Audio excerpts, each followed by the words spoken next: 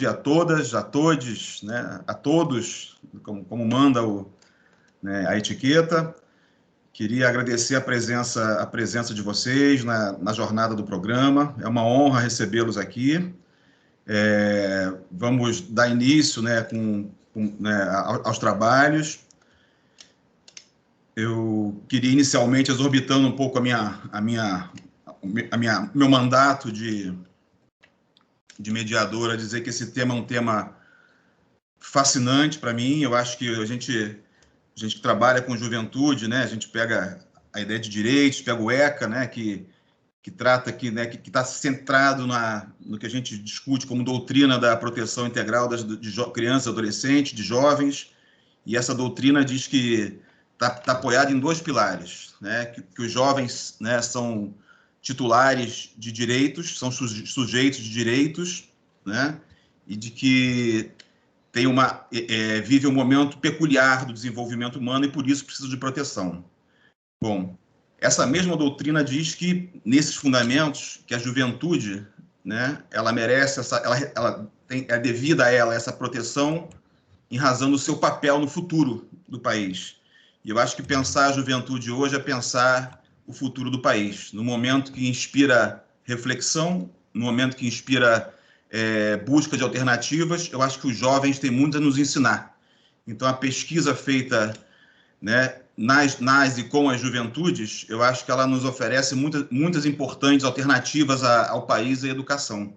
Tantos movimentos importantes, né, que a gente tem vivido nos últimos anos. Destaco aí as ocupações de escola, que para mim, na minha modesta leitura, né, é um dos movimentos mais importantes da história da educação, né, onde, para além dos modismos, das ondas teóricas e das alternâncias do poder e das intenções das políticas públicas, a juventude, né, pegou a escola nas mãos para fazer dela a sua e apresentou alternativas em currículos, em práticas, enfim, num contexto de currículos padronizados, de base comum e de reforma do ensino médio. Eu acho que pensar e ouvir e pesquisar as juventudes é fundamental. Então, posto isso, né, gostaria de começar a mesa, né, a partir do trabalho Questões Sociocientíficas e Protagonismo Juvenil no Ensino das Ciências. Fábio, pois não. Eu gostaria de pedir para que o nosso trabalho, que é justamente esse, ficasse por último, para dar tempo da Dani entrar. Pois não. Tá? Poderia, por gentileza? Então. Claro. Agradeço. Então, Edna, eu posso passar a você? Claro, a Léo já está aqui. Então, por favor. A gente, Léo? Eu acho que não tem problema nenhum. Sim, vamos lá. Sem problema. Peço a gentileza a professora Leonor e a professora Edna que, então, iniciem, né? Com trabalho de representações sociais, ensino médio, projeto de vida, um estudo com alunos de escolas públicas. Peço, por gentileza, que vocês se apresentem e deem início. Muito obrigado. Obrigada, Leonor. Obrigada, Edna. Imagina. Eu vou tirar a minha imagem para não ter nenhum problema com conexão, porque fica mais lento quando eu fico com a imagem, tá bom?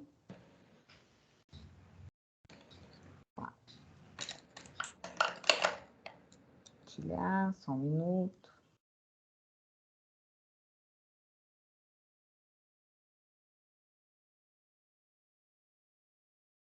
Parece para vocês? Vocês vão me dando o feedback? Sim, agora Léo, já ensinou, ninguém. Você pode colocar no modo apresentação. Sim, sim. Tá. Tudo bem? Ops.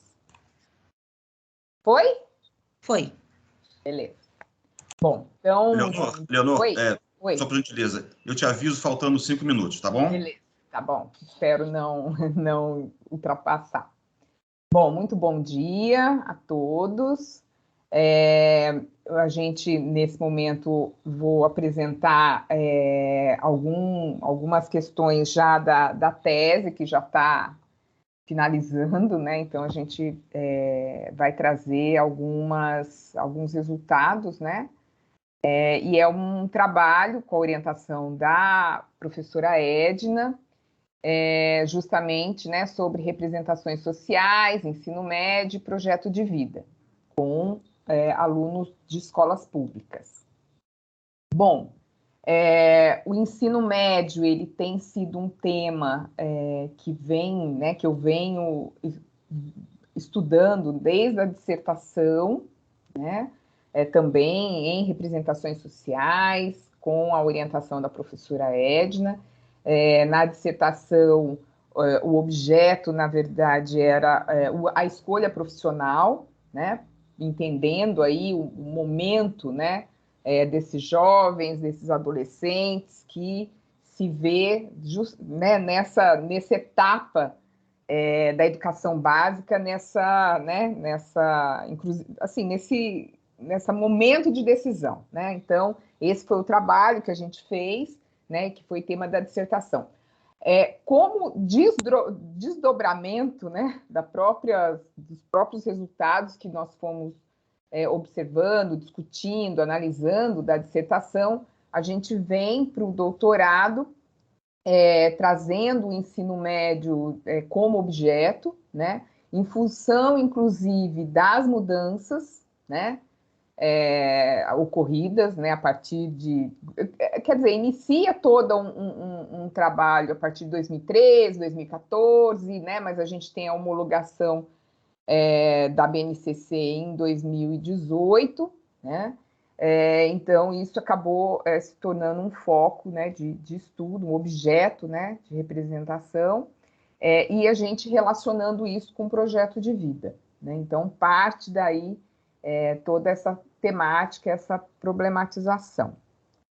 E o ensino médio, num contexto, né, de ocorrer uma formação curso profissionalizante concomitante, até por conta dessas mudanças com a BNCC, com a proposta dos itinerários formativos. E veja, a gente não teve o objetivo de fazer uma discussão em relação à própria política educacional, né? Óbvio que a gente olhou para isso, que a gente, né, discutiu isso, mas a perspectiva era os alunos, como que os alunos, né, como que as representações, né, sociais estavam sendo, né, produzidas para esses alunos, tá? Bom, então, né, o nosso problema, na verdade, né, fazendo essa articulação, né, quais representações sociais os estudantes né, elaboram a respeito do ensino médio, como que relacionam com seus projetos de vida, como objetivos, né, específicos, porque o geral era justamente compreender, né, essas representações, e aí a gente, como específicos, analisar essas características sociodemográficas, quem são esses alunos, em 2 regiões do país, em 2 estados, no estado de São Paulo, estado de Minas Gerais, cidades, né? Uma cidade do estado de São Paulo e uma de Minas Gerais. Os elementos, identificar, né, esses elementos, as crenças, informações, valores, né, acerca do ensino médio e do ensino médio concomitante com essa formação profissionalizante, e investigar essas relações entre as representações e projetos de vida. Bom, o aporte teórico em representações sociais, né, na abordagem sociogenética, a gente tem as diferentes abordagens, né, nos estudos, em PRS, e a gente traz uma articulação, uma discussão com a dialogicidade, né, da Marková, professora Marková, que para alguns autores já está sendo considerada a 4ª abordagem, né, em TRS. Existem algumas discussões a respeito disso, mas vários autores já vêm tratando, né, toda essa discussão, né, da tríade dialógica, da dialogicidade que a Marková traz. Ela, na verdade, a gente tem, então, né, o Moscovici, né, e aí eu trago, né, uma das conceitos, digamos assim, né, que ele traz, né, em termos de representações sociais, enquanto essas entidades, né, quase intangíveis, que circulam, se cruzam, se se cristaliza, né, a partir, né, da comunicação, das interações, e a Marková, ela propõe, né, uma teoria do conhecimento social baseada na dialogicidade e na TRS, né, e para essa autora, a dialogicidade, ela é compreendida justamente como a capacidade de conceber, de criar, de comunicar realidades sociais em termos de alter outro, né, que ela entende como uma unidade ontológica, né, e permite estudar o pensamento humano, as formas de conhecimento social, as interações sociais. Então, a gente busca, né, buscamos fazer essa articulação, né, durante a tese. Bom, nesse processo, né, de construção de conhecimento, que a gente entende como sendo toda a parte metodológica, então ela é uma pesquisa de campo, né, quali quanti, exploratória, descritiva. Nós temos uma população de cerca de 1.382, acho que é isso. Nós, em duas cidades, né? Eu vou comentar daqui a pouco. E nós utilizamos 3 instrumentos de coleta de dados, dois questionários, né? Um perguntas abertas, outro perguntas fechadas, e a entrevista semi-estruturada. E os procedimentos de análise, nós utilizamos softwares, né, para os dados quantitativos, tanto o Sphinx quanto estatística, e o Iramutec para os dados qualitativos, né, e a análise de conteúdo de acordo com o Bardan, né, a partir de todos os dados que foram gerados. Bom, então, na verdade, né, a tese ela tem 2 estudos, tá? Então, o estudo 1, que foi realizado na cidade de São Paulo, né, foram 218 participantes, nós fizemos o questionário, a entrevista semi-estruturada e o questionário de perguntas abertas. E após a análise de cada um, né, dos resultados de cada um dos instrumentos, a gente fez a triangulação, né, e é uma parte, né, desses resultados que a gente apresenta aqui hoje. E no estudo 2, o que acontece? Nós fizemos a aplicação do questionário e quando a gente ia começar a parte da entrevista, né, e do questionário aberto, foi quando iniciou a pandemia, e as aulas foram remotas, a gente ainda aguardou para ver como que isso ia se dar, enfim, a gente não foi possível, né, fazer, e a gente fez uma análise a partir, né, do Sphinx e do estatística para esse estudo. Bom, o que a gente vai usar, vai né, compartilhar aqui com vocês hoje? Resultados parciais do estudo 1, tá? O que é importante também colocar, né? Nessa cidade de São Paulo, o que acontece? O gestor, as escolas são municipais, diferente, né, da maioria que o ensino médio é estadual, mas essa cidade ela tem uma caracterização aí de ter municipalizado, e ela tem, na cidade tem tanto as escolas da rede estadual quanto municipal. O estudo foi feito na rede municipal, porque o gestor, ele iniciou em 2018, até por conta de todas as discussões sobre as mudanças do ensino médio e tal, ele fez um convênio, né, com uma instituição de ensino profissional e ofertou aos alunos, né, a partir do 2º ano do ensino médio, a possibilidade de fazer o curso profissionalizante concomitante, tá? Então, foram com esses estudantes que a gente fez um estudo na cidade de São Paulo. Bom, em termos de perfil, né, sociodemográfico, todos frequentavam o 2º ano, tinham uma idade média de 16 anos. É importante também já colocar aqui em torno de 28%, né, desses alunos já tinham trabalhado, 21 estavam trabalhando, então tinha uma questão com essa uma relação já com essa questão de trabalho. A prevalência feminina, e isso são dados que a gente já vem observando desde a dissertação, e que são dados que o próprio IBGE nos aponta, né?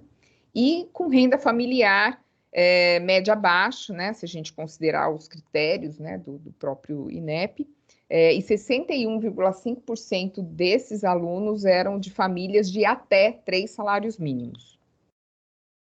Bom, o questionário de perguntas fechadas, além da caracterização sociodemográfica, ele nos dá algumas categorias, né, de investigação, que são questões que versam sobre ensino médio, curso profissionalizante, significado de trabalho e escolha, e a relação trabalho e estudo. A entrevista, né, depois do tratamento, né, da formação do corpus, e foi utilizado o Iramutec, ele, a partir do tratamento, ele nos mostra 5 classes, né, e essas 5 classes, depois, né, foi feita toda a parte de análise mesmo, né, de conteúdo, de voltar a cada uma dessas, do contexto no qual cada uma dessas palavras estava, né, naquele conteúdo, no corpus, enfim, e a partir disso a gente fez análise de cada uma das classes e mapas conceituais. O desenho, o questionário aberto, ele tinha questões abertas, né, e que os alunos, os participantes, eles podiam responder por meio de desenho, porque eram 7 questões, cada questão em uma página, então ele tinha ali toda uma página que ele poderia pintar, né, fazer um desenho ou escrever, né, fazer um texto, responder por meio de expressão, né, textual. E foi, então, realizada a partir disso, dos 218, 89 aceitaram participar dessa outra etapa, e nós fizemos, a partir dos resultados, foram por meio da análise de conteúdo, né? Nós fizemos a transcrição dos textos, né? Não passamos no Iramutec, porque não era um texto, um corpus, né, que fosse, né, adequado para a gente passar em software, então foi feito manual. Os desenhos, nós fizemos a análise e aí uma matriz descritiva, né? E a partir disso, a gente fez a análise do conteúdo, definimos categorias e fizemos também a representação por meio de mapas conceituais dos conteúdos, né, contidos. Bom, diante da análise de cada um, né, nós fizemos a triangulação. Então, os itens do questionário fechado, com as classes da entrevista, com as categorias que a gente também definiu do questionário aberto. Então, na verdade, foram 3 blocos de análise, né? Que aí eu coloquei, finalizei por cor, né? Então, a categoria ensino profissionalizante, com as classes 1 e 2 da entrevista, né, com a categoria de ensino médio curso profissionalizante do questionário aberto. Então, eu vou trazer um pouco dos resultados desse primeiro bloco de análise, que nós intitulamos como ensino médio curso profissionalizante, justamente porque ele trazia questões em relação a isso.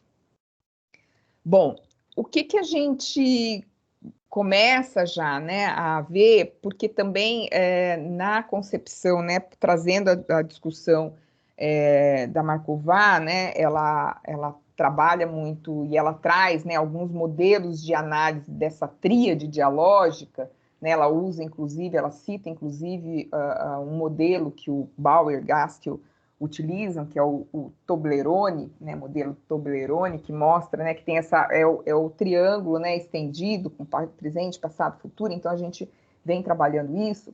E o que a gente tem de resultados, né, que para esses jovens, para esses estudantes, eles consideram, eles valorizam, né, e têm uma crença a respeito do curso profissionalizante com o ensino médio como sendo a grande possibilidade deles entrarem no mercado de trabalho no presente. Então, eles conseguiriam, por meio, né, dessa formação, um diferencial, né, algo que vai possibilitar eles entrarem logo no mercado de trabalho.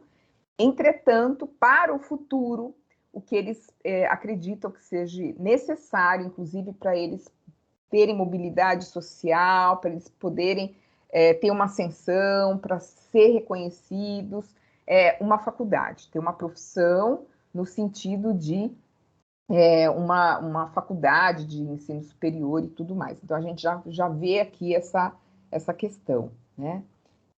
Na classe 1, que a gente, né, utilizou os mapas conceituais para descrever, o que a gente tem muito claramente nessa classe 1, né?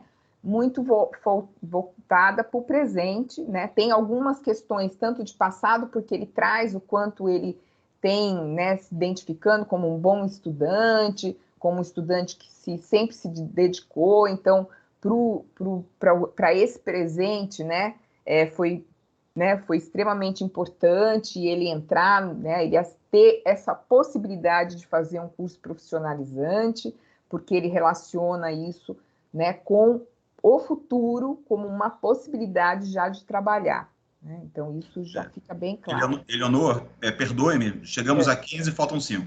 Beleza, vou correr.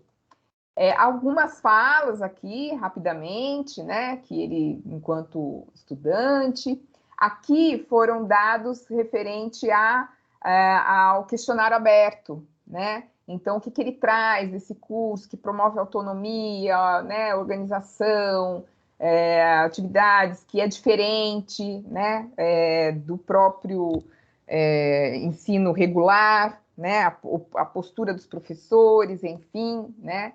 Isso também ele coloca, isso aparece também na classe 2 da entrevista, né? Ele faz essa diferenciação entre a escola, né, o ensino médio, ele como algo tradicional, mas que é importante porque sem ele não consegue ir fazer uma faculdade, do ponto de vista legal, inclusive. Aqui alguns dados, né, algumas falas do quanto é necessário conciliar, né, mas que eles veem como sendo algo importante para o futuro deles. Um outro dado interessante é que, assim, a opinião, né, de pais, professores, amigos, para a hora que ele foi decidir, né, se ele ia fazer ou não, o que a gente destaca aqui é que 60% não, assim, foi resposta neutra, né, em termos, eram respostas, perguntas na escala Likert, né, então, assim, tanto faz, né, aliás, nem sim nem não, se é importante ter a opinião de pai, professor, amigo, e a gente traz uma discussão a respeito do que a Markova coloca, né, Markova, questão de como pronuncia o nome dela, enfim, ela traz essa discussão sobre esse objeto, né, de conhecimento, né, que a gente tem. Então, essa relação dessa tríade dialógica de ego, alter, com um objeto de conhecimento, e ela traz uma discussão, inclusive baseada num antropólogo, de que, na verdade, né, na atualidade, nessa sociedade contemporânea, a gente está tendo uma mudança deste objeto de conhecimento para um objeto de desejo, onde tanto o ego quanto o alter têm uma forte relação, né? E é mais forte a relação com esse objeto de desejo do que necessariamente entre ego e alter, né? Por quê? Porque essa coisa, esse objeto, ele tem um valor social e é por meio dele que ele vai adquirir outras coisas, tá? Então, por isso que a gente parte dessa tese de que para esses jovens, né, o ensino médio com profissionalizante, ele é mais um objeto de desejo do que um objeto de conhecimento. E o que se tem, né, em termos de projeto de vida, né, para esses jovens é melhorar a condição social, é fazer o que gosta, envolve família, amigos, é ter profissão, mas ter lazer também, e o estudo aí com uma relevância bastante grande, porque eles veem que é a partir disso que eles vão conquistar todas essas questões. Então, como, né, eu fui colocando, né, então, para eles, né, então, para o estudante, né, o ensino médio com curso profissionalizante está muito relacionado com estudo e trabalho, né, e trabalho no sentido de profissão, né, de reconhecimento social, e a gente traz toda uma discussão a respeito, né, né, como que são ancoradas essas representações e como que isso impacta no próprio projeto de vida deles, tá? Então, espero ter cumprido aí meus 20 minutos. Agradeço imensamente e ficamos, né, à disposição depois para os questionamentos. Obrigada. Leonor, muito obrigado pela ótima apresentação, pelo rigor aí no cumprimento do tempo aí, que vai possibilitar a gente debater mais à frente o trabalho. Muito obrigado. Eu passo imediatamente a palavra à Arilda. Oi, professor. Você pode colocar para mim? Você consegue? Vou tentar. E vou deixar também a câmera desligada.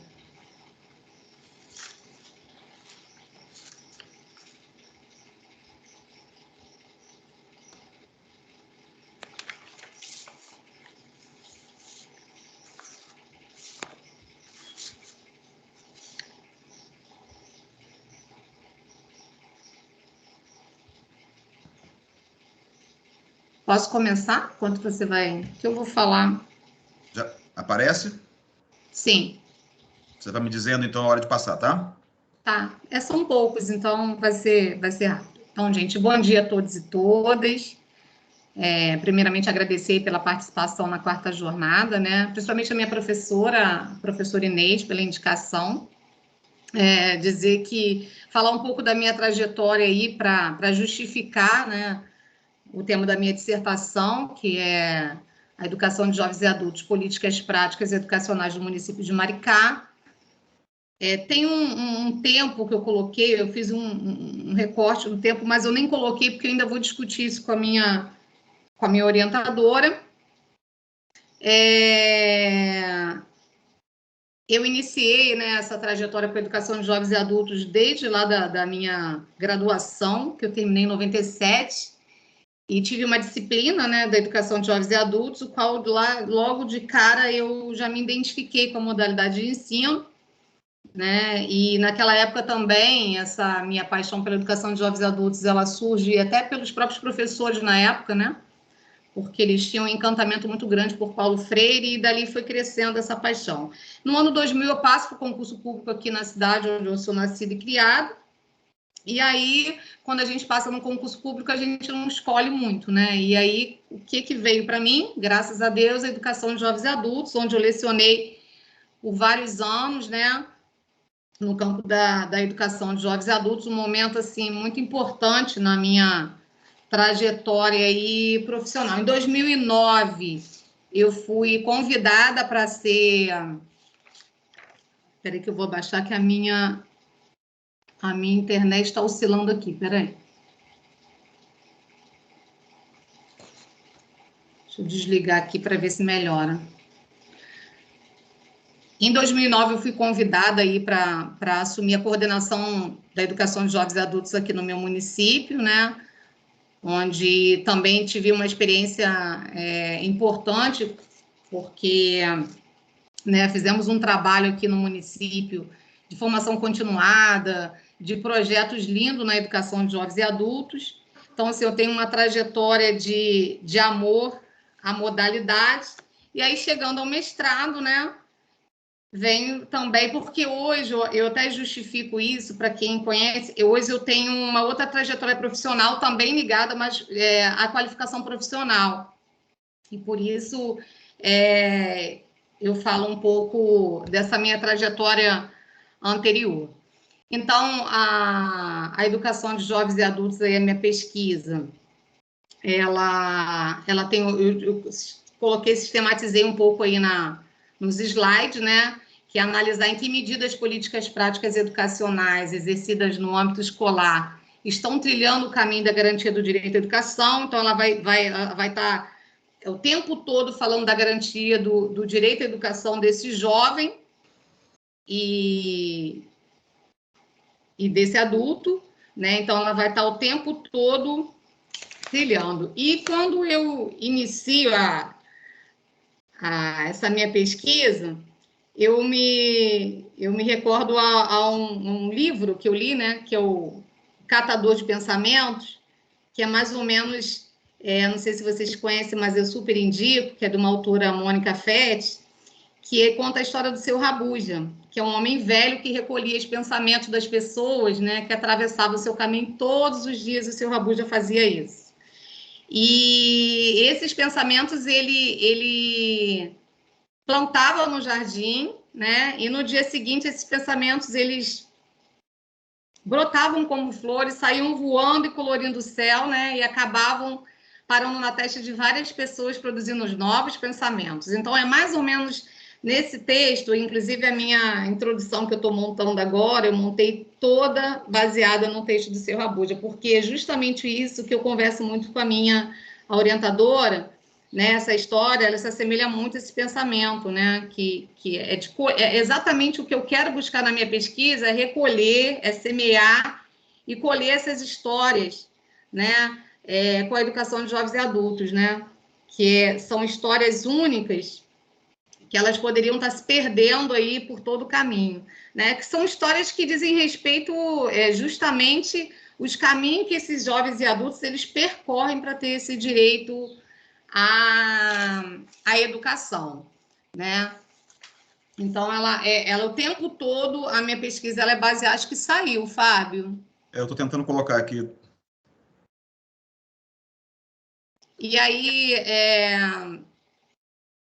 a minha metodologia, né, que a gente está trabalhando junto com a professora Inês, na pesquisa dos nós cotidianos, né, que aí a gente busca, nesse caso, né, não só pensar como o município define as políticas de EJA, né, mas como que essa política ela se materializa nas escolas, né, e aí a gente usa justamente as falas, né, desses sujeitos que convivem nesses locais, para que eles vejam de que forma que essa política ela entra na vida dessas pessoas. Então, a estratégia que eu estou utilizando na pesquisa são conversas, e essas conversas elas são sem planejamento nenhum. Eu organizo mais ou menos, sento, converso, né, em roda com os alunos, convivo com eles lá, comecei essa experiência para a pesquisa, no caso, tem 1 mês e meio, mais ou menos, que eu estou indo à escola. Essa escola, aqui no município de Maricá, só para sistematizar um pouquinho, são 65 escolas, tá? Com um total de 27 mil alunos, e 3 escolas hoje são da educação de jovens e adultos, matriculados hoje nós temos 723 alunos. E a metodologia é justamente essa, gente. Eu vou até o local, eu organizo essas rodas de conversa, e essas rodas de conversa, como eu coloquei aí, já está, né? É porque eu não estou seguindo muito os slides, mas a metodologia ela está toda descrita também aí, caso consiga acompanhar, é só dar uma olhadinha. Então, assim, o resultado é em registros, olhares e sorrisos, né? De tudo que acontece naquele cotidiano. Então, geralmente, assim, a escola que eu estou trabalhando hoje é uma escola que a direção, ela também dá todo apoio à educação de jovens e adultos. Então, os alunos, eles se sentem, né, amados ali naquele espaço escolar. Com a pandemia, muitos deles não retornaram, eles acabaram não retornando à escola, né? E é um momento assim que a gente tem de conversa. E as conversas, elas são realmente sem planejamento. A gente chega ali, começa a conversar sobre um direito à educação, o que eles pensam. Só que aí já surge um outro assunto, como aconteceu ontem. Né? Ele chega e começa a falar da vida dele, do que ele pensa sobre a educação, desse direito da educação, e ele começa a falar do dia a dia dele, que ele mudou o trabalho e dali surge começando a falar do trabalho, e aí ele fala da dificuldade dele estar ali no dia a dia, e aí ele vai ter que trabalhar a partir de segunda-feira no Rio de Janeiro, que são 60 quilômetros daqui de Maricá, e aí a preocupação de como que ele vai conseguir chegar para assistir às aulas.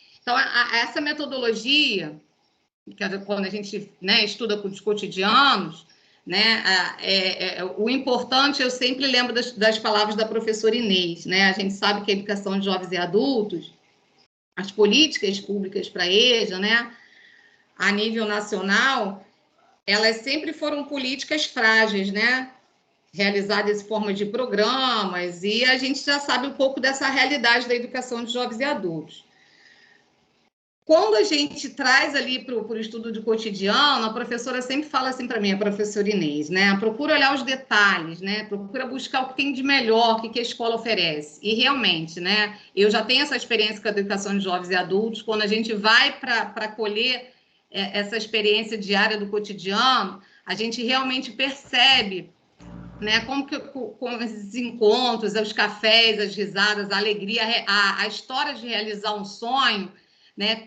Como que as pessoas fazem o possível para estar ali? Faz o que tem de melhor, né? Não consegue chegar na escola, não consegue ir, o trabalho não deixa, tem os filhos, tem toda uma história né, pesada, mas o que tem de bom, o que aqueles professores podem fazer, o que a direção pode fazer. A professora Inês fala muito isso, quando eu chego com uma carga negativa para ela, ela fala, Arilda, procura ver o que a escola tem de bom. E realmente, gente, a gente, no dia a dia da escola, a gente vai ter tem umas fotos que a gente vai estar apresentando a seguir, que aí a gente vê como que as escolas acabam fazendo o que podem, né? Faz o que dá, como a professora Inês acaba sempre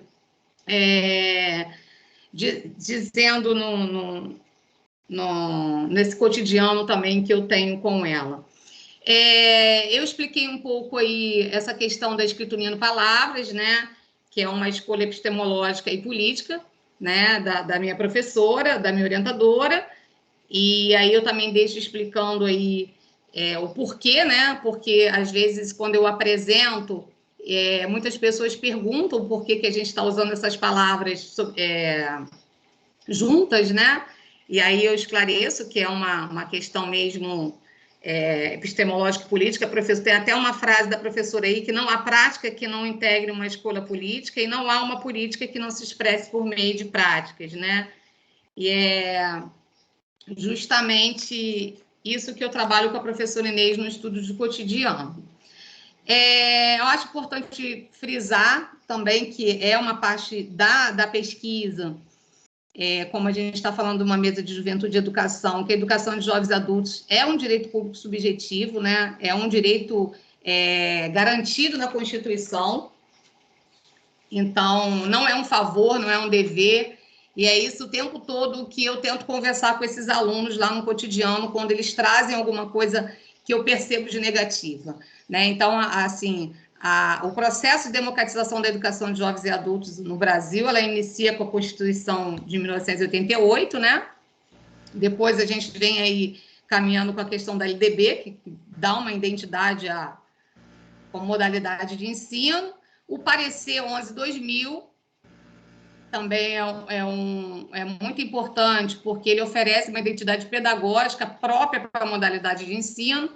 Então, é só frisar essa questão do direito, né? Que a educação de jovens e adultos, apesar de termos políticas a nível nacional não muito efetivas, ela não é em favor. Ela é um direito adquirido, né? E que a gente tem que é uma luta diária aí para que esse sujeito ele se sinta incluído, né? Que ele tenha seu direito à educação de jovens e adultos. Só para sistematizar um pouco, a pesquisa, como eu já disse, é realizada no município de Maricá. A idade dos alunos que a gente está... E é o primeiro segmento, tá, gente? Eu acabei esquecendo de falar isso. Eu vou frisar na minha pesquisa somente o primeiro segmento da educação de jovens e adultos, que pega da alfabetização. Aqui a gente está da primeira fase à quinta fase. Tá? A maioria desses alunos, quando a gente para conversar, né, são alunos que abandonaram a escola e cada um tem a sua história de vida, as histórias se repetem muito. Eu estou há 21 anos, né, nessa trajetória da educação de jovens e adultos, e hoje, né, as histórias são muito iguais. né? Deixei de estudar porque tive que trabalhar, deixei de estudar porque eu tive que ajudar minha mãe, que eram 6 irmãos, deixei de estudar porque eu não tinha minha certidão de nascimento, e aí eu só conseguia minha certidão de nascimento aos 18 anos, vindo morar aqui em Maricá. Então, as histórias se repetem muito. Eu até estava conversando isso com a professora, e como eu já tenho essa caminhada também na educação de jovens e adultos, e quando a gente volta para uma escola diferente, a gente entra, as histórias são muito iguais, né? Abandonou a escola, o jovem, a parte mais jovem. Eu ainda não consegui participar de todas as turmas, eu iniciei, como eu disse, agora tem 1 mês e meio, então tem pouquinho tempo ainda, estou iniciando aí a minha pesquisa no cotidiano lá da escola, mas tem muitos jovens que eu já conversei, que eles dizem que abandonou a escola porque eles não conseguiram acompanhar a escola. Os outros, alguns falam, né, na conversa, que fez muita bagunça e por isso saiu. Então, assim, as histórias elas acabam, né, se repetindo muito. E aí, a gente vai pegando um pouco aí do que a pesquisa está trazendo, e aí a gente vê que a educação de jovens e adultos, né, a gente entende como um ato de resistência mesmo, né? O enfrentamento diário das injustiças, das desigualdades sociais, imposta mesmo até pelo sistema capitalista mesmo, né? Eu converso isso muito com a Inês, e aí a gente fala muito, nós somos um fruto de uma sociedade, né, com um paradigma europeu branco, masculino, onde a gente escuta as histórias das mulheres lá, que muitos não estudaram porque os maridos não deixaram, né, porque não pôde, porque tem que cuidar do filho, da família, aquele machismo. Então, a gente acha que essas histórias contadas aí, né, histórias que a gente tem aí de mais de 500 anos aí a gente vê no dia a dia da educação de jovens e adultos que essa discriminação de mais de 500 anos ela é real. Ela não é uma questão, né, que as pessoas falam, não estudou, tem oportunidade. Hoje em dia você tem livro, tem caderno, tem uniforme. E aí, quando a gente para ir para o campo e a gente vê de cara essa desigualdade aí racial, econômica, de gênero, né? São os alunos realmente os mais pobres, os invisibilizados, né? E com certeza a maioria deles, quando a gente conversa, a gente percebe que muitos ainda sofrem, né? E outros já sofreram muito a questão da vulnerabilidade social. Então, assim, são mais de 33 anos do direito à educação, né? Arilda, me perdoe, chegamos a 15, tá? Tá. Já vou tentar adiantar. E aí a gente vê que as estatísticas, né, não deixam dúvida quanto o desafio ainda de assegurar a educação a todos os brasileiros. Então, é uma luta diária aí pela educação. Essa questão também é uma questão forte na pesquisa, de você estar vendo... A gente ouve falar da questão da discriminação, mas, de fato, né, lá no campo da escola, a gente vê que realmente é uma sociedade marcada, né, pela hiperexploração do trabalho, as histórias eu estou em 2 grupos de WhatsApp das turmas, né? E aí eu tenho todas as gravações, todos os áudios dele. Não vou à aula hoje, professora, porque me mudaram o local de trabalho. Eu estou varrendo rua em 5 lugares. Isso hoje, ela estava já avisando a professora de manhã. Isso no grupo de WhatsApp. E eu, professora, não vou conseguir chegar, porque eu vou estar muito cansada hoje. Me mudaram o local de trabalho. Então, assim, a gente vê isso de fato, né? Essa questão da hiperexploração do trabalho, do racismo estrutural, da homofobia... vivemos um momento aí total de autoritarismo político que também influencia, né? Essa questão do autoritarismo político, né? A gente vê vivemos desde a proclamação da República vários golpes contra golpes, né? Enfim, a gente percebe lá no cotidiano que as escolas elas acabam fazendo o que elas podem fazer de melhor. E é isso que a gente tenta fazer nessa pesquisa. Tenta ouvir, tenta colher essas histórias desses alunos para que esses alunos tenham seu direito à educação. E aí, de uma certa forma, como a gente conversa, a gente o tempo todo tá trabalhando também isso nele, dando forças para que ele continue, para que ele não pare. Né? Então, a história, a minha pesquisa, ela começou por um viés, e agora, quando eu fui lá para a escola, eu acho que eu estou vendo que é exatamente isso que eu queria, né? Que era ouvir esses fatos e transformar todas essas conversas, né, com os professores e com os alunos, e trazer essa questão do direito, né? Que a gente ainda tem muito por lutar por esse direito.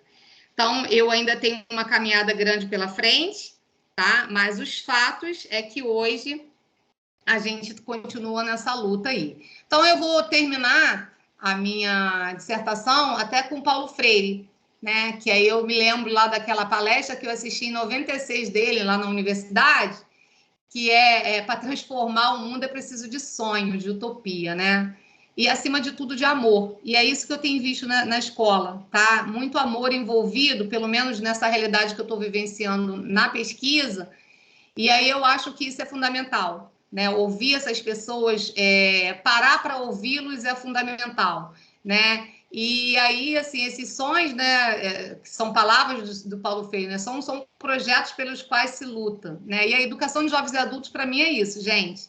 É uma luta, é um sonho, é um prazer imenso estar ouvindo toda aquela realidade de vida que eles trazem, e uma realidade pesada, né? Uma realidade de que eles não vão à escola, não é porque eles não querem, né? É porque realmente a força de trabalhos que eles convivem hoje, todos são pedreiros, eles trabalham na cozinha, trabalham na rua, são costureiras que trabalham o dia inteiro na máquina de costura e saem e vão para a escola. Então, esse está sendo um prazer, né? Eu espero participar futuramente de outras mesas e contribuir mais com o resultado da pesquisa. Tá bom? Queria agradecer a todos, muito obrigada.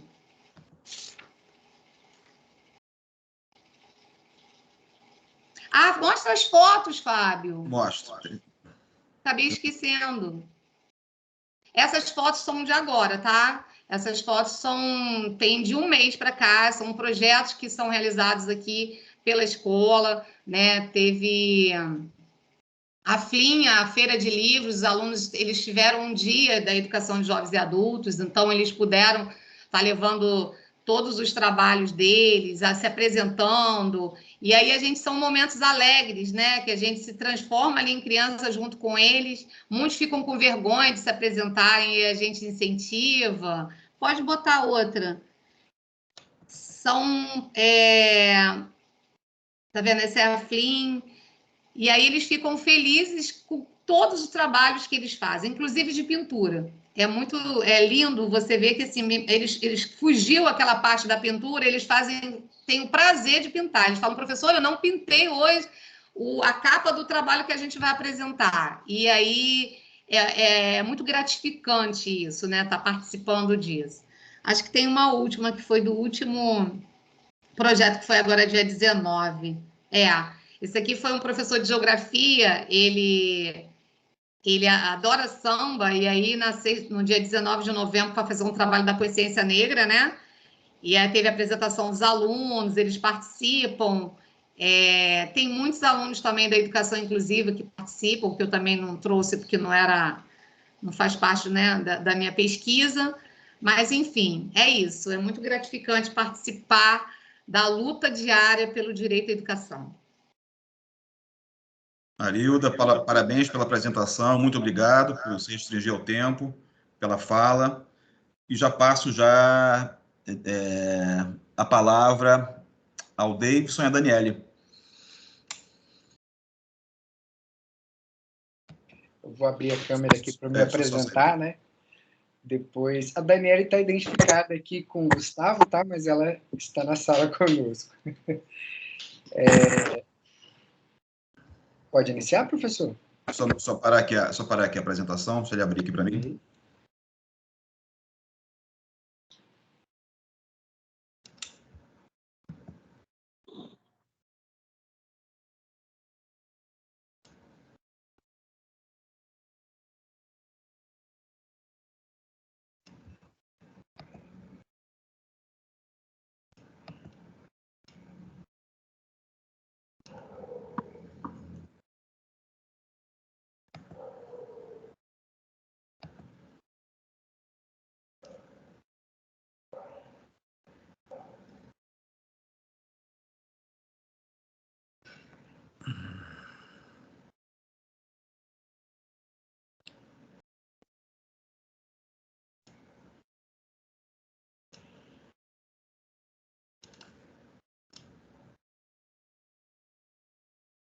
Só um segundo que ele travou aqui.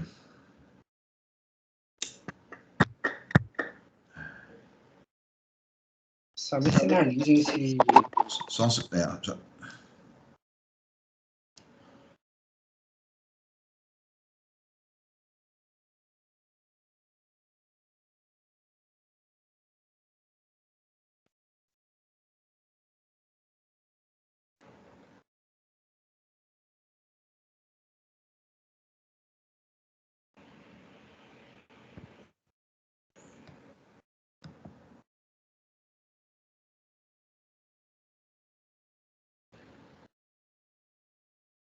Pronto.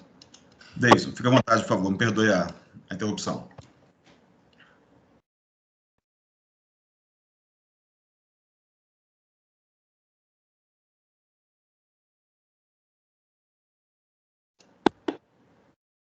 Alô? Davidson?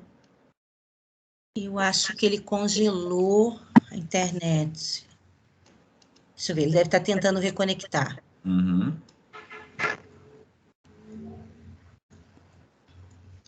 Dani, teu microfone está fechado, querida.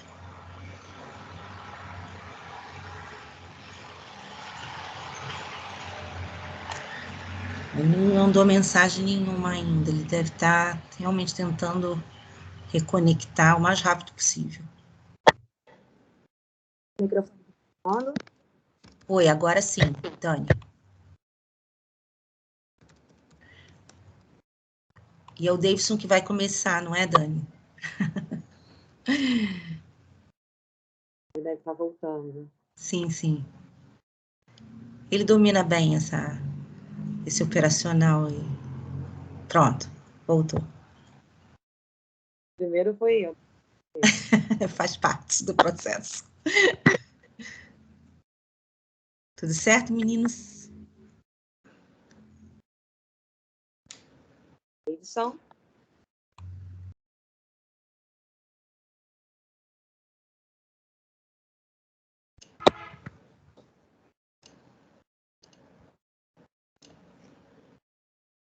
Ele vai sair e vai entrar de novo.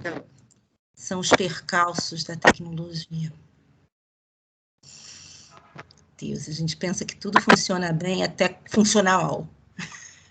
Não, esse período é um período de sobressaltos, né? Essas aulas o tempo todo online, cada hora é uma tensão diferente. Uhum. Pronto, estou admitindo ele de novo. Ótimo. Pronto, espero que sim. De volta, Davidson, tudo bem aí? Eu sim. Tranquilo. Quando quiser, meu amigo, fique à vontade. Me perdoem, porque eu acho que é a Black Friday que está fazendo isso. Provavelmente. Hoje é um dia especificamente complicado. Já vou até pedir desculpa se ouvirem promoção de alguma coisa, tá? É que tá tudo borbulhando aqui na cidade hoje. Me perdoem por retomar aqui novamente a apresentação. Imagina, querido.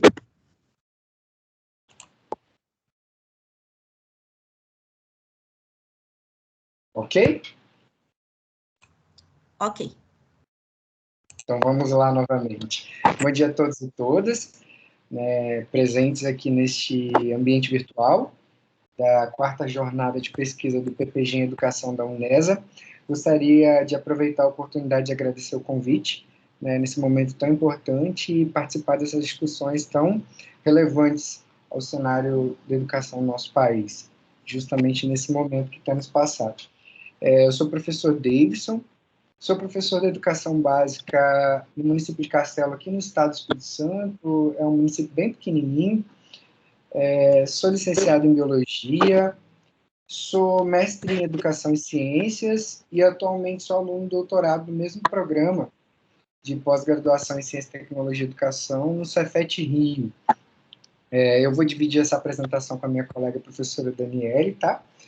E nós trazemos por objetivo, nessa mesa, apresentar alguns resultados de um trabalho desenvolvido pela professora doutora Daniele, com a minha colaboração e também com a colaboração da professora doutora Alcina, que é a nossa orientadora, né, lá no nosso grupo de pesquisa do CIRS, Esse trabalho, ele discute, ele trata, né, justamente de uma abordagem com questões sociocientíficas, né, discutindo o viés do protagonismo discente no trabalho com uma rádio escolar que foi desenvolvida com alunos da EJA, né? Para a gente discutir de modo mais introdutório esse trabalho, eu vou trazer algumas questões relacionadas ao que entendemos por protagonismo, né, dentro dessa modalidade de educação. Primeiro, trabalho didático com temas ambientais, políticos, econômicos, éticos, sociais, culturais e também decoloniais, atinentes às intrínsecas relações entre ciência e tecnologia dentro do nosso contexto social, tem sido amplamente considerado nos contextos das produções curriculares, no sentido de buscar itinerários e fomentar uma formação científica para o exercício da cidadania.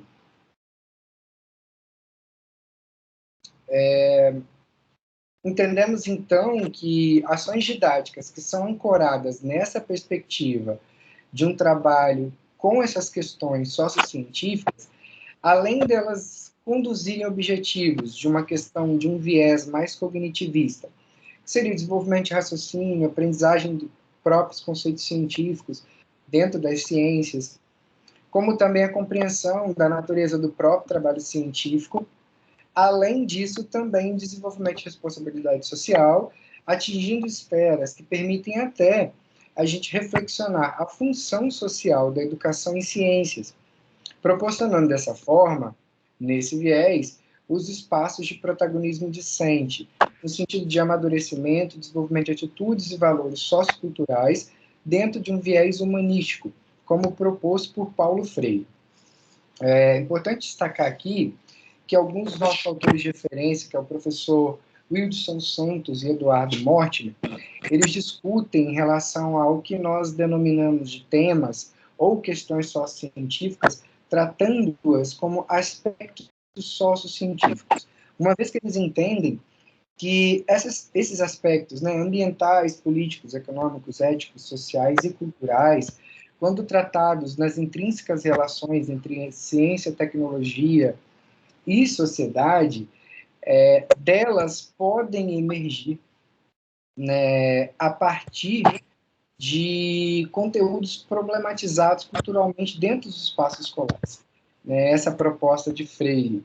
Então, na verdade, eles entendem que não seriam especificamente temas ou perguntas ou questões abordadas especificamente num currículo, mas que elas podem emergir a partir dessa problematização num viés cultural, que são sempre presentes nesses espaços escolares, muito bem discutido pelos nossos colegas anteriormente que apresentaram aí seus trabalhos.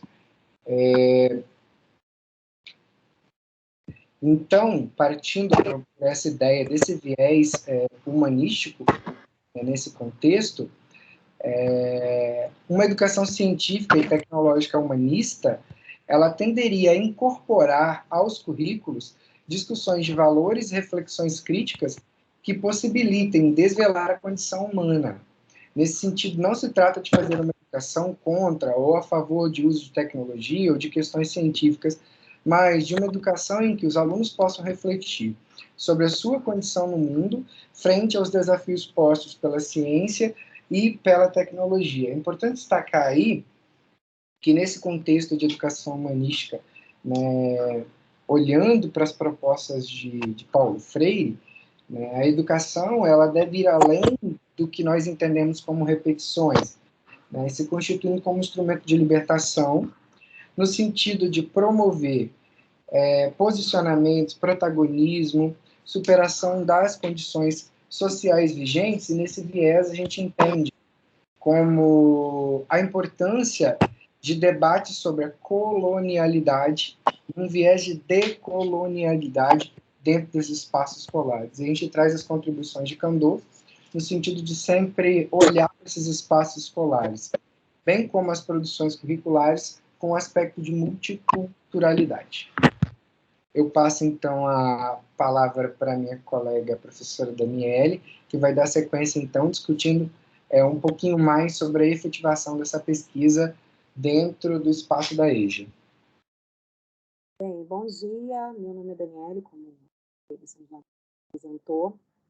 Então, eu vou falar um pouquinho sobre a minha pesquisa de dissertação, que foi realizada dentro do grupo de CIS, que é o nosso grupo de pesquisa, e traz esse tema de protagonismo juvenil e também os temas sociocientíficos. Falar um pouquinho sobre os sujeitos dessa pesquisa, que são os alunos da educação de jovens e adultos, mais especificamente os alunos jovens, já que eu venho trazendo a questão do fenômeno da juvenilização da EJA, que na verdade, consiste no ingresso precoce dos alunos nessa modalidade, e que vem acontecendo desde 1990 e vem sendo percebido por vários pesquisadores em várias cidades do nosso país. E os motivos pelos quais os alunos ingressam na EJA cada vez com idades mais jovens, né? Mudando um pouco o perfil dessa modalidade de ensino, mudando a pirâmide etária da EJA. Então, são vários os fatores que contribuem para que esses jovens procurem a EJA, desde fatores pedagógicos, políticos, legais e estruturais. Então, geralmente, esses alunos, quando entram na EJA, são alunos que se sentiram intrusos no ensino regular, devido principalmente à defasagem da série, são alunos que geralmente tiveram reprovações recorrentes, e também se sentem intrusos na EJA, porque a EJA é uma modalidade que tem uma maioria aí de adultos e de idosos, então eles se sentem intrusos nas duas modalidades, não se sentem pertencentes a nenhuma delas. Então, geralmente são alunos que chegam muito desmotivados, desacreditados do sistema educacional, e por isso a necessidade de buscar temas que sejam de interesse desses alunos, que resgatem o interesse dele pela escola, e recursos pedagógicos nos quais eles se sintam protagonistas, né, que os motivem a participar das atividades dentro do âmbito escolar. Bem, então, o objetivo dessa pesquisa, a princípio, é buscar os temas científicos que sejam de interesse dos alunos da EJA. Essa pesquisa foi feita a partir... Pode passar, Deison, desculpa. Foi feita a partir da aplicação de 2 questionários, que a gente vai chamar aqui de questionário piloto e questionário definitivo.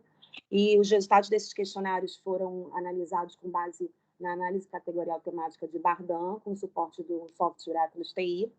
E esses questionários... Pode voltar. Esses questionários foram aplicados em escolas, uma escola da rede estadual de ensino aqui do Rio de Janeiro e outra escola da rede federal, IFRJ, aqui do Rio de Janeiro também. Pode passar.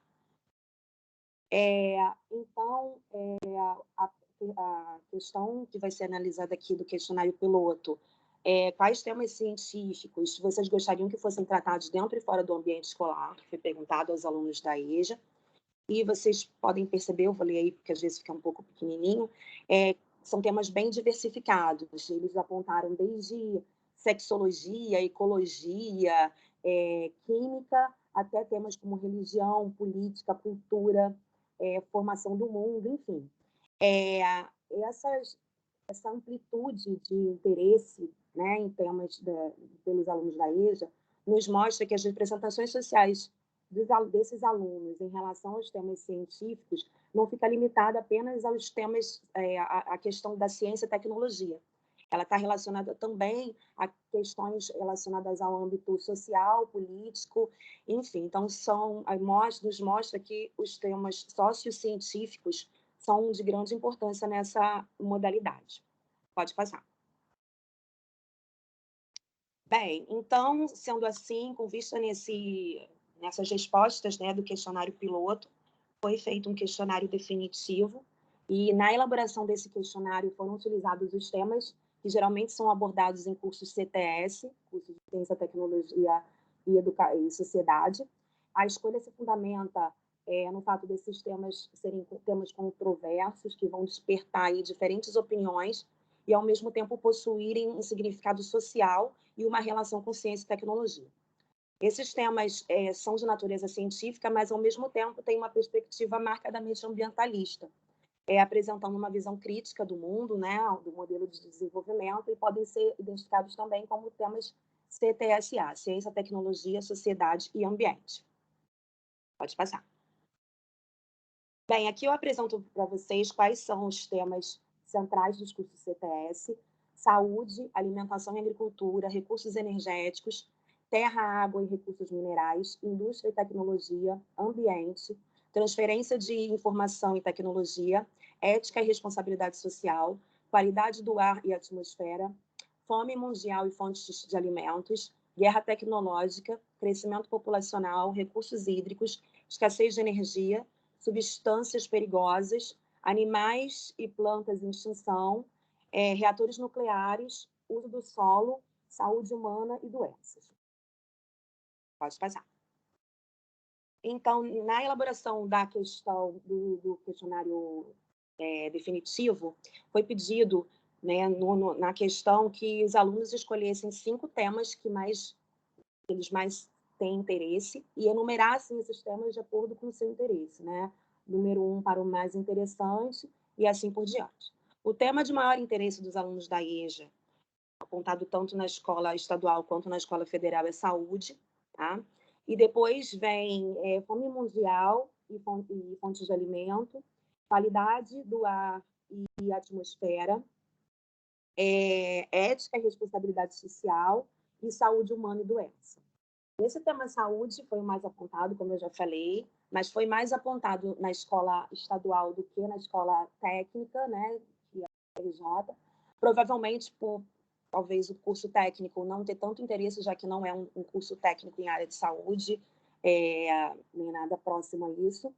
E é importante também frisar que o tema escassez de energia não foi citado por nenhum aluno, nem mesmo pelos alunos do curso técnico, provavelmente por eles não fazerem um paralelo, né, da importância da questão da energia, né, do quanto a falta de energia vai impactar nas questões tecnológicas, né, que é o que mais interesse deles. Pode passar. Bem, dos 9 temas que foram apontados pelos alunos de maior interesse, eles foram divididos em 3 categorias: temas tecnológicos, temas ambientais e temas sociais. E é importante frisar que desses 9 temas, 5 são temas sociais. Na verdade, os 4 primeiros temas de mais importância são temas sociais. E isso nos remete à questão da educação de jovens e adultos, né? Já que esses temas têm uma ligação direta com a origem e a própria realidade desses alunos.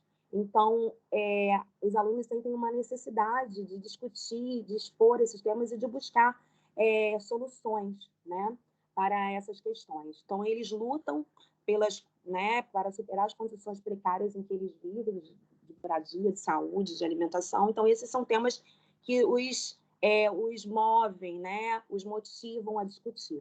Então, a gente tem aí nessa rede semântica os 5 temas, né? No caso, nos temas sociais, a gente tem saúde e doença, fome mundial e fontes de energia, ética e responsabilidade social e crescimento populacional. Nos temas ambientais, a gente tem ambiente, qualidade do ar e atmosfera. E no tema tecnológico, a gente tem transferência de informação e tecnologia e a questão da informação e tecnologia, da indústria e tecnologia. Pode passar, Deilson. Bem, sobre os temas, né? Estando a par agora sobre os temas sociocientíficos de maior interesse dos jovens alunos da educação de jovens e adultos, a gente vai falar um pouquinho sobre um recurso que a gente acredita que vai aliar a questão dos temas sociocientíficos e do protagonismo discente, que é a rádio escolar. Então, a rádio escolar é um recurso tecnológico que favorece as dinâmicas participativas, os processos de diferenciação pedagógica, utiliza múltiplas linguagens e estimula a construção coletiva. Pode passar. Além disso, ela tem outros atributos. Primeiro, que é capaz, num curto espaço de tempo, é oferecer uma gama de conhecimentos e de informação para os alunos que pode contribuir com a sua formação, facilitar a sua aprendizagem e ainda proporcionar o desenvolvimento da criticidade desses alunos.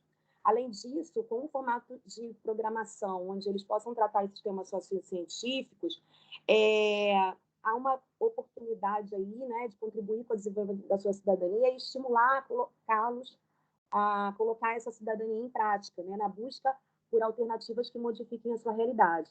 É uma forma de desenvolver também um espírito contestador nos alunos, de modo que eles percebam os motivos que geram os grandes problemas sociais e o que pode ser feito para minimizá-los. É ainda uma maneira de valorizar o conhecimento prévio do aluno, promovendo-o, né, de um mero receptor de conhecimento a um agente multiplicador e transformador da sua realidade, rompendo assim com que o modelo de educação bancária que era tão contestado por Paulo Freire... Pode passar. Isso. Não, deixa aí.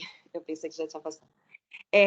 Ao tratar de diversos assuntos, eles, principalmente os mais polêmicos, ainda incentivo à exposição e defesa de opiniões. Então, no que cada aluno reconhece, percebe o ponto de vista do outro e os motivos que fundamentam esses pontos de vista, há um esclarecimento, né, sobre as diversidades de opiniões acerca de um mesmo tema, propicia também uma maior aceitação e até mesmo mudança de opinião, fazendo com que a gente desenvolva aí o respeito mútuo.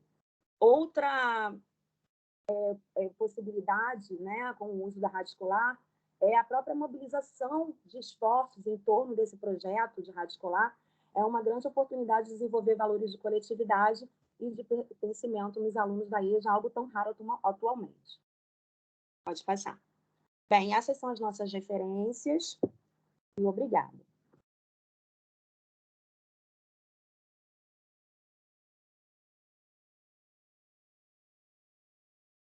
Daniele, concluiu a apresentação? Sim, concluí. Sim, parabéns pela apresentação, excelente trabalho. Concluíram rigorosamente em 16 minutos, que nos permite seguir debatendo. Bom, então, desde já está aberto aí para perguntas, comentários.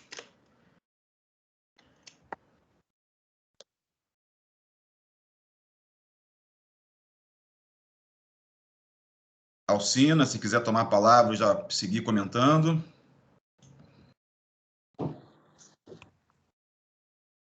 Olá. Novamente, né? Bom dia, quase boa tarde. Não, já virou boa tarde. Bom, eu tenho algumas perguntas com relação a todos os trabalhos, mas eu até gostaria que... Nós temos muitos participantes, então eu gostaria até que esses participantes se colocassem, né? Eu quero parabenizar todos, os trabalhos estão excelentes, as apresentações também. Muito orgulhosa do Davis e da Dani, eles sabem disso, e o trabalho foi fruto inicialmente do mestrado da Daniele, e agora esse trabalho cresceu em função, inclusive, dessa parceria entre a Dani e o Davidson, porque o Davidson trabalha com esse conceito de protagonismo discente. Então, era isso que eu queria dizer, e gostaria que os outros, né, se manifestassem, e deixo as minhas perguntas mais para o final. Tá ótimo. Tinha uns minutinhos ainda do trabalho, né, que vocês tinham direito. Então, estão abertas as questões, né, tem muitos alunos nossos presentes.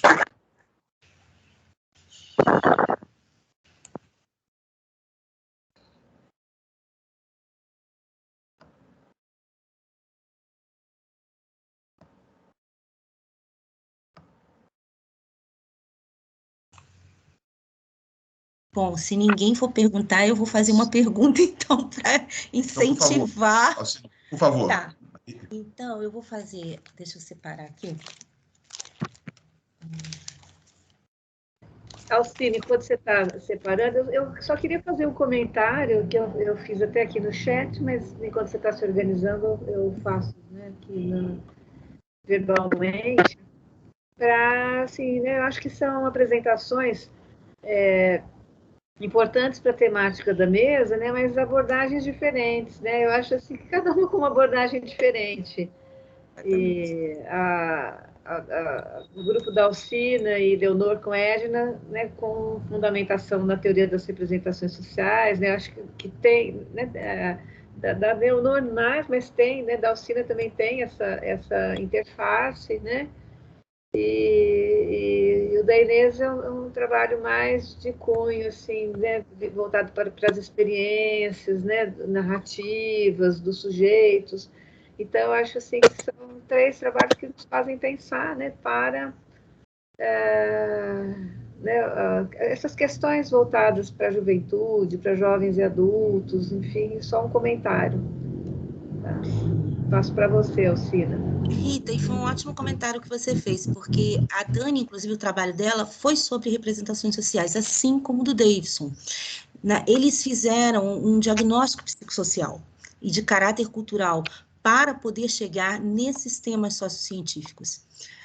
Dani, trabalhando com representações sociais da questão da tecnologia, da qualidade da educação, Davidson trabalhando com representações sociais de ciência e do seu ensino, mas o que nós fizemos? Esse diagnóstico prévio, que na verdade nem sei se o prévio caberia aqui, porque o diagnóstico ele foi contínuo, tá? Mas nós nos baseamos inicialmente num diagnóstico para poder pensar as ações didáticas, e isso é muito importante para a área de educação em ciências, porque nós precisamos pensar nessa intervenção, quer dizer, eu não gosto muito do termo intervenção, vamos usar o termo que eu mais gosto, ação na sala de aula.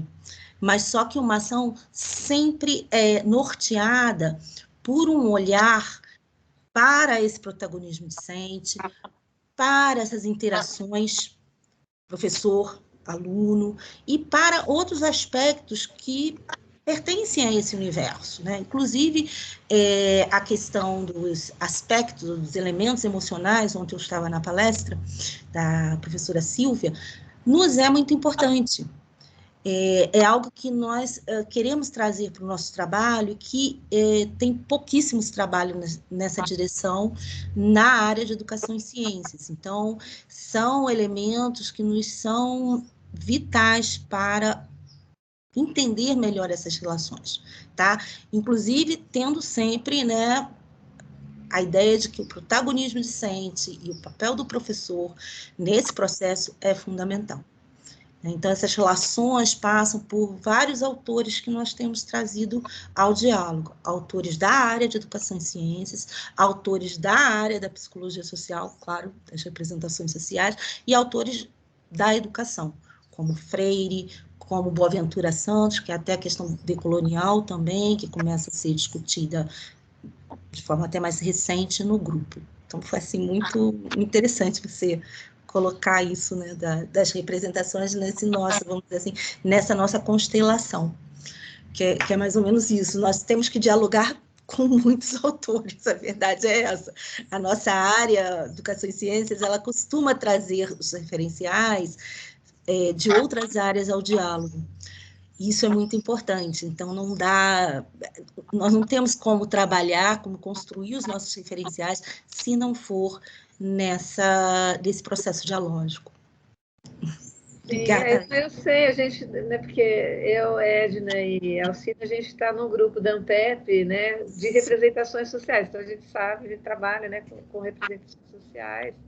Então, eu sei, Alcina, né, que você tem essa base, né, teve orientador, enfim.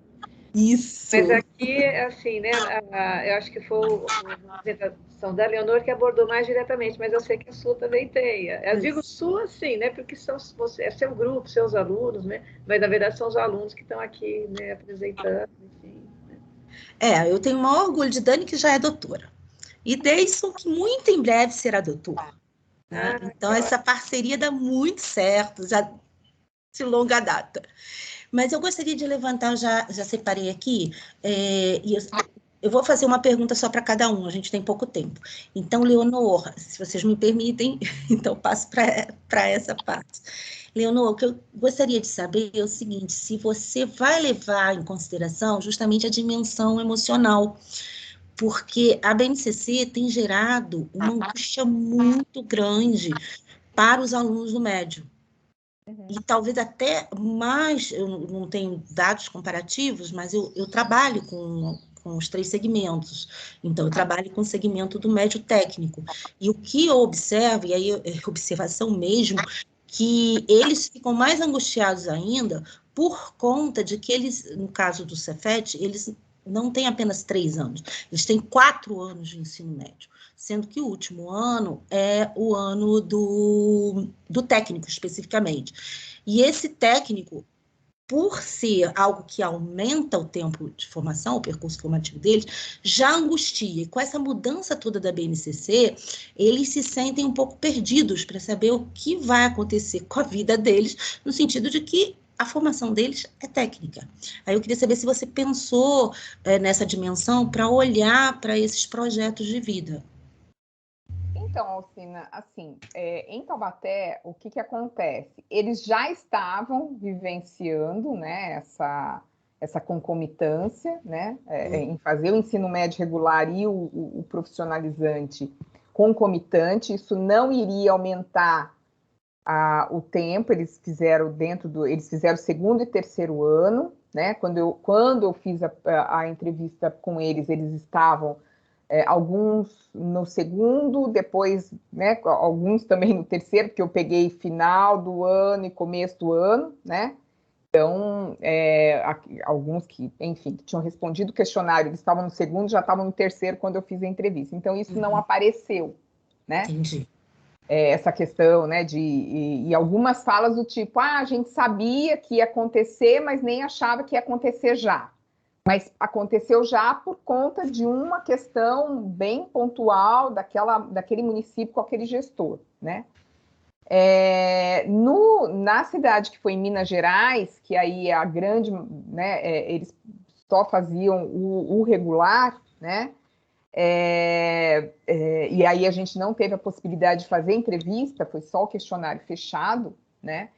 E no questionário fechado não tinham categorias, né, que tratavam dessas expectativas no sentido específico, mas assim, em termos de projeto, então isso não foi, isso assim, né, não, a gente acho que pode entrar numa discussão, né, em termos da gente ver isso, né, no futuro, né, mas isso não foi uma temática que aconteceu durante a pesquisa, né.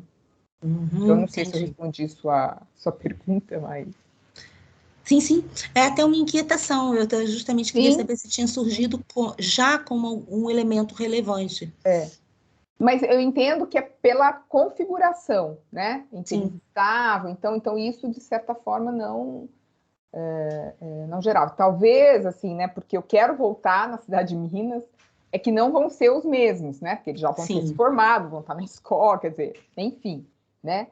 Mas isso pode ser uma temática para a gente tratar lá, né? Porque efetivamente isso não aconteceu ainda, né? Sim, perfeito. Obrigada, Leonor. Imagina. E parabéns, minha querida. Imagina, eu que agradeço. Então, e para a Arilda, separei, na verdade, 3 perguntas e vou fazer uma só.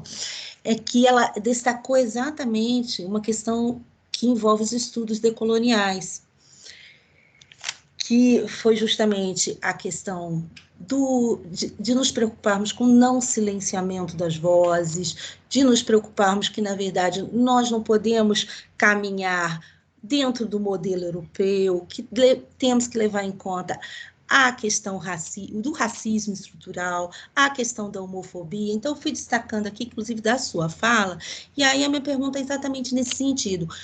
Eu não sei se vocês pensaram em dialogar com autores que pertencem a, vamos dizer assim, uma área que Boaventura Santos, inclusive, representa muito bem, Candor também, né, pela interculturalidade, mas Boaventura Santos vem trazendo com muita força, que é dos estudos decoloniais. Oi, professora. Então, é isso, se vocês pensaram em incluir esse diálogo. Não, com certeza, né? Boaventura, as minhas leituras são todas baseadas no Boaventura, porque a professora Inês respira Boaventura. Imagina! Então, assim, você passou rápido a bibliografia, eu não consegui ver se estava lá o Boaventura. Não, eu não fiz, eu não coloquei eu não coloquei as bibliografias. Mas, assim, na minha fala aqui tem até Boaventura, tinha umas citações, só que eu fui ficando nervosa e não consegui falar, mas com certeza, até um pouco disso tudo que você falou é Boaventura, porque as minhas leituras são muito ligadas a ele. Inclusive, a professora Inês já até conversou comigo na semana passada, que eu tenho que começar a colocar ele nas falas, né? Que eu não comecei a escrever, na verdade eu escrevi muito pouco ainda, né? Mas com certeza, essa minha fala está baseada nos invisibilizados, com certeza. Ótimo, parabéns também pelo seu trabalho, Arilda, está um trabalho muito belo, aliás, de todos. Obrigada, professora. Bom, eu não vou fazer pergunta para os meus meninos. Isso. Fazer uma consulta aqui a Rita, eventualmente a Valéria, se a gente precisa encerrar a mesa impreterivelmente ao 12h15. Fábio, como tem uma margem agora, não precisa ser tão rígido, tá? Se tiver mais questões aqui, a gente pode, né, ampliar um pouco o horário, não tem problema, porque a gente só volta às 1h30. Então tá ótimo. Então, eu vou aproveitar e fazer uma pergunta para o Davidson e para a Daniele, na verdade. Antes, queria fazer só uma consideração, enfim, partindo da observação da Rita, eu acho extraordinário quando a gente pode perceber, assim, num panorama, assim, numa tacada só, essas abordagens tão diferentes, né, e métodos diferentes de pesquisa, né? Uma pesquisa mais preocupada em encontrar aquilo que se repete, aquilo que, enfim, que acontece, que recorre nas escolas, né, que na perspectiva mais estatística, quantitativa, ora uma pesquisa que mais dedicada a encontrar aquilo que é mais singular, mais voltado para o pequeno, para o menor dentro da unidade escolar.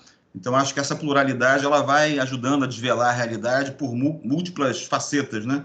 E acho que é um sinal de que a gente não tem uma maneira só de abordar a realidade, né? Enfim, de produzir o conhecimento científico. Acho isso interessante olhar isso em perspectiva como foi hoje. Eu queria perguntar para o Davidson, eu acho assim, para o Davidson e para a Daniele, né? Queria que vocês falassem um pouco mais sobre essa dimensão ética. Vocês trabalham com Boaventura, trabalham com o pensamento neocolonial, então a visão de ciência é uma visão onde a ética está, né? A ética, o engajamento, né? Não se pretende neutro em momento nenhum na pesquisa. Eu queria que vocês falassem um pouco disso na relação com os alunos, na relação da discussão numa concepção de ciência, onde esse comprometimento, esse compromisso ético, né, tem relevância, né, um compromisso com a democracia, com a formação de sujeitos. Eu queria que vocês falassem um pouco sobre isso na formação de sujeitos, né, do protagonismo dos estudantes. Justamente esse viés de formação para a cidadania, né? Quando a gente traz no meu caso, como trabalhei diretamente com uma representação social de ciência, né, a gente vai mais pelo viés de olhar pela natureza da ciência, né? E os temas sociocientíficos, e a gente traz aqui até a ideia de abordagem sociocientífica, né, desses temas ambientais, culturais, pelo viés da relação que se estabelece entre ciência, tecnologia e sociedade, justamente a possibilidade de pensar esse fazer científico, olhar para o papel que a ciência e a tecnologia têm nessa construção social, nesse espaço social onde nós estamos imersos, justamente lidando cotidianamente com questões pelo viés sociocientífico, que envolve elementos da ciência, que envolvem elementos culturais, que envolvem elementos históricos, uma vez que toda construção científica e tecnológica, ela é uma construção social, né? Então, o trabalho, ele passa por esse viés de olhar para a natureza da ciência,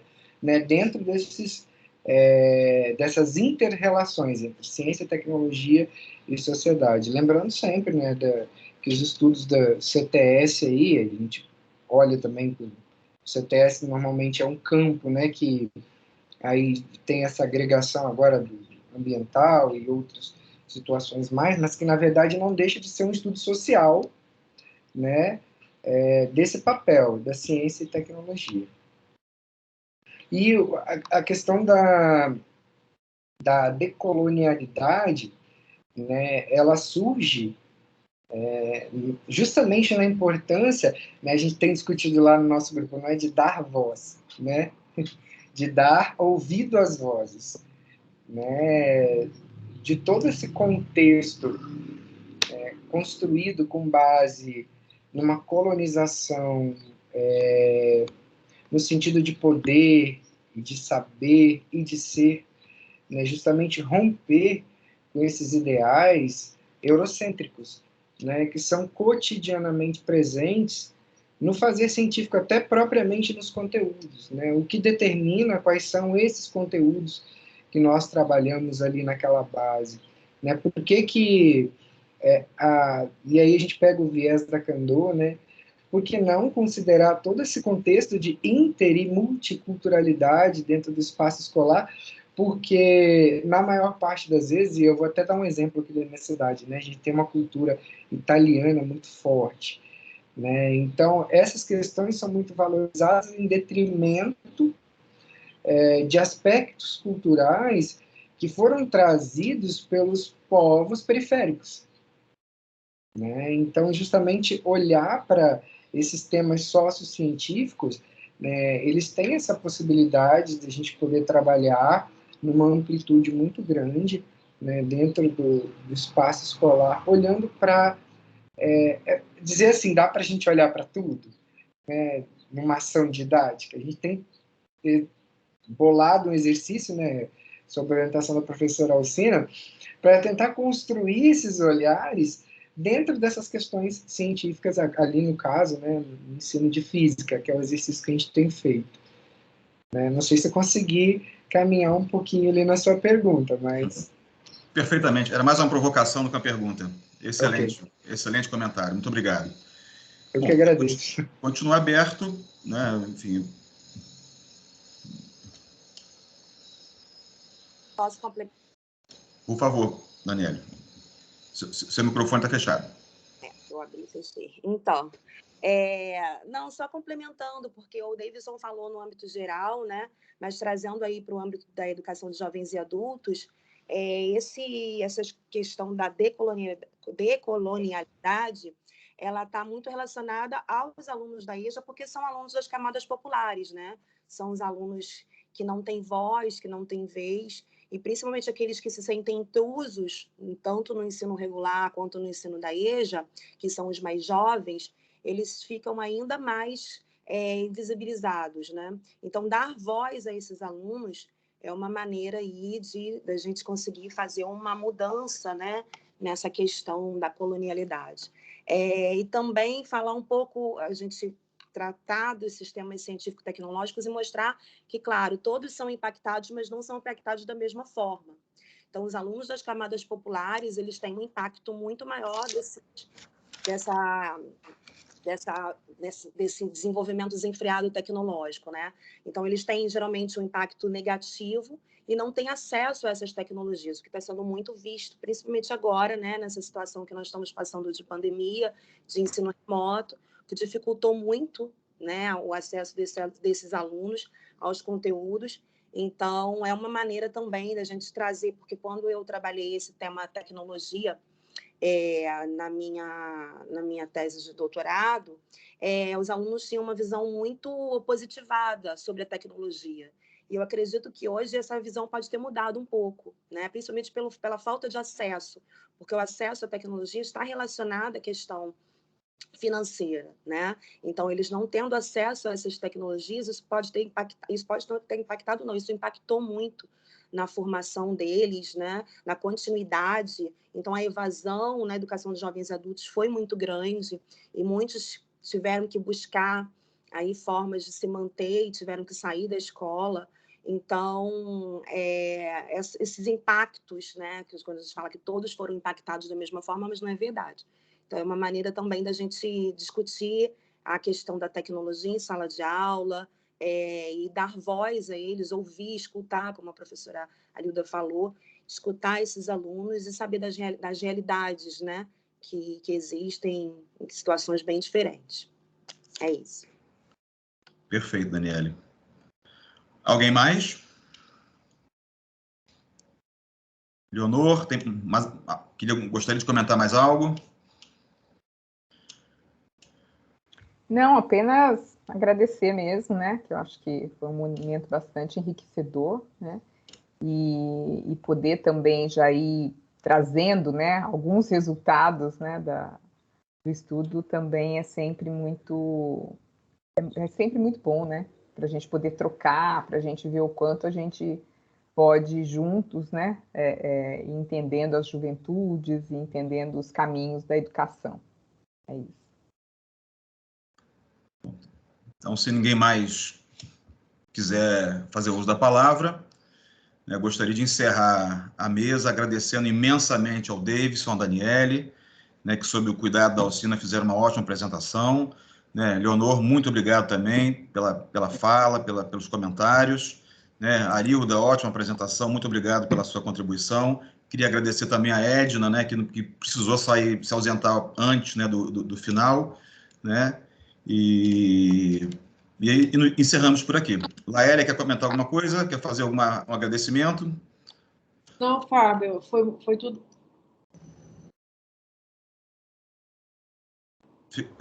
Fechou seu microfone, Laélia. Eu estou tentando.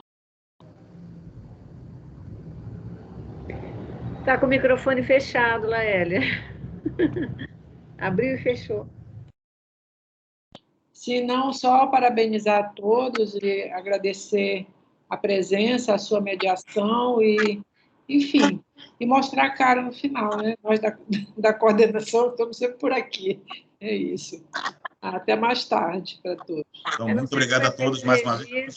Acho que registrou, né? É sempre bom ter uma imagem, uma foto. Acho que, como está gravando, acho que depois dá para tirar. Não sei se alguém... Rita, eu tirei foto. Que bom.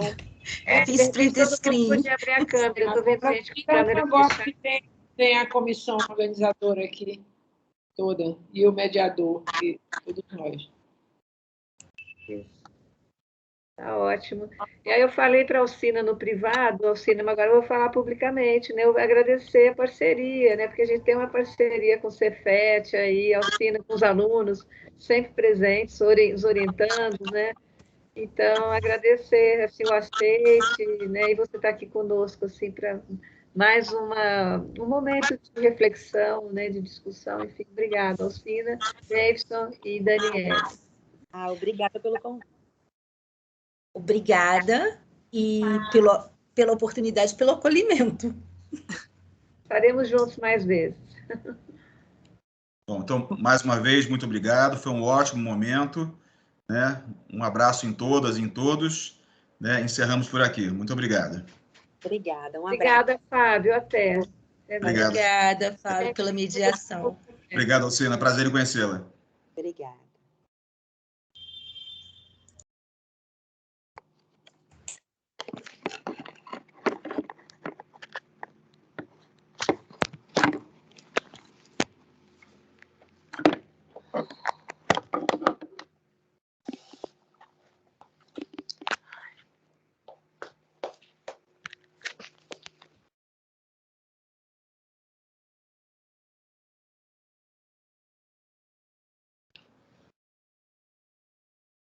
Valéria?